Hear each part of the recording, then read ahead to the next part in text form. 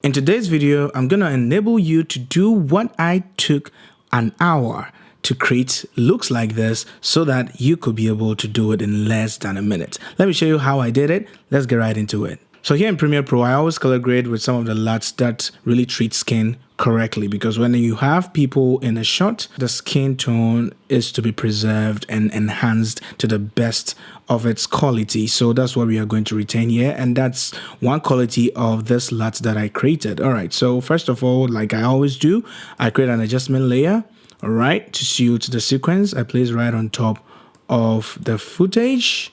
All right, so if you play the footage, you notice that nothing has happened to it. So if you've watched some of my color grading videos like this, you notice that I always create an adjustment layer, and I create yet another one just in case I need to, enhance it without touching the footage itself. But sometimes I do touch the footage. Let's see what we'll do in this particular instance. So with the adjustment layer selected, I'm going to go all the way up to color to open a color tab, Lumetri color, then straight down to creative. The reason why I use creative instead of basic correction is that with creative, I can alter the intensity of my LUT if I need to. So I click on the look and it drops it down. Then I select browse to find where my LUT is located. So in desktop, that's where I have my LUT. It's called Caramel LUT. And I have down the description below, so go download it and follow suit. If you have a footage, you can also try hands on that. So with Caramel LUT selected, this is how it looks originally. Okay, it wouldn't always work in instances in just one click because your lighting conditions can differ, and they actually always differ. All right, so what I'm gonna do is to create the look that I prefer. So I'm going to first of all alter the first adjustment layer over here. So I'm going to open up my highlights, all right, to bring in some bit of, exposure, just like so, just a little bit this way. Okay, good.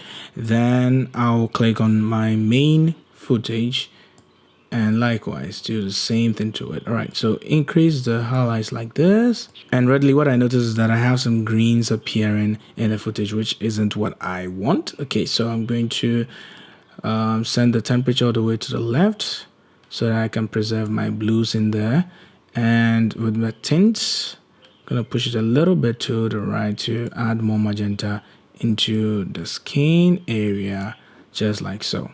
All right, so let me find another hero shot like this, and I'm gonna proceed to bring in much more light like so. Okay, so I'm gonna push my contrast a little bit in there like that, bring in the blacks to increase my contrast, send the temperature a little bit to the left again to preserve my blues over here. Okay, now you notice that the skin is turning too much green, so I'm gonna touch the tint, and all this is what we call color correction. Okay, so the grade is applied and I am correcting it to make it suit what I want. Okay, so down over here I might definitely come to the shadow tint and the highlight tint, but before that, let us go all the way down to the hue saturation curves. All right, then what I'm going to do is I'm going to select the skin tone area where there's red, right? Of course, red and orange, and I'm going to push it all the way to increase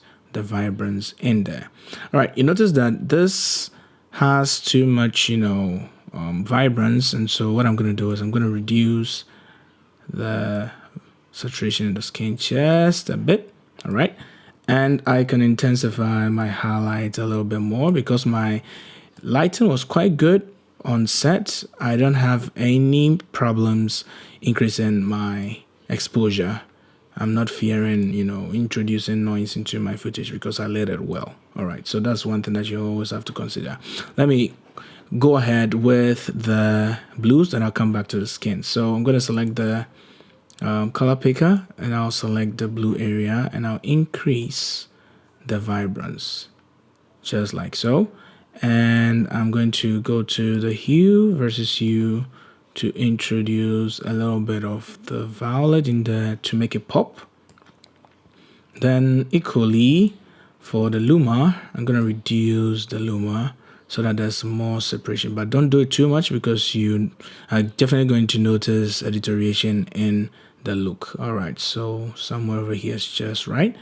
Then I'm going to go back to the color correction tab, where I'm going to introduce some shadows in there like so. Then my temperature a little bit to the left like this. And let us look at what we have so far. Okay, so you notice that there's a bit of noise in here in this area. So what I'm going to do is I'm going to go back to my Luma and bring it back up this way, just like so. And in the skin area, I notice that it lacks a bit of, magenta in there. So how about I push it slightly upwards for the vibrance, and I'll come to the hue versus hue, select the skin area and increase the magenta tone in there, but not too much. Otherwise you risk changing the skin tone into something that you wouldn't like, just like what I'm having right now. Let me reduce it just a notch. Just a notch like that. And I think this works. Okay. So you notice that we've come all the way from a look like this to this. All right. Okay. So this looks good already, but I feel like I can increase the vibrance of the blue a little bit more to make it pop. And with the hue, let's make it a little bit less too blue towards the violets, like so. All right. And I think I pretty much love the look that I've given this footage. Okay. All right, I think I'm satisfied. Let us throw in a bit more shots of the same situation or lighting conditions and see how they fare under the look that we've created. Okay, so I'm going to select this particular footage. All right, so let's say I pick a shot from here all the way to there, drag it onto the timeline, and drag the look all across the adjustment layer.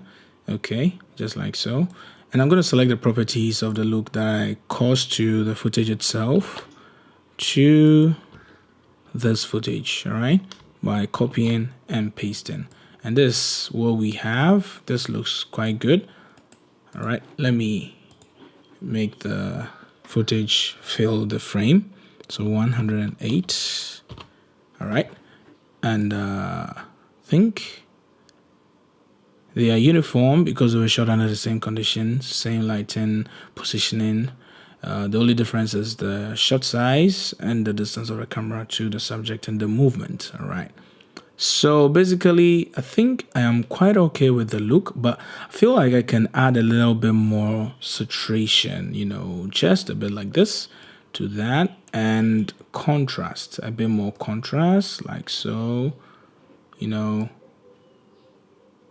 and this looks good. This looks quite good. You might not like the contrast in there. If you don't, it's style preference. This is how I always want my shots to look like, to have the best of contrast so that you can have separation, image isolation or subject isolation as much as you want. And that's pretty much how I go about color grading with some of the LUTs that preserve the skin tone as much as you may want it to. All right, so basically this brings us to the end of the video. If you enjoyed it, please give it a thumbs up, subscribe to my channel, turn the post notification button, and leave a comment down there. Let me know what you make of this LUT, the caramel LUT, and it's down in the description below so you can download it and have a taste of how it looks. And until the next video, I am Kobe Shots. I'm gonna catch you later. Have a wonderful day. See ya.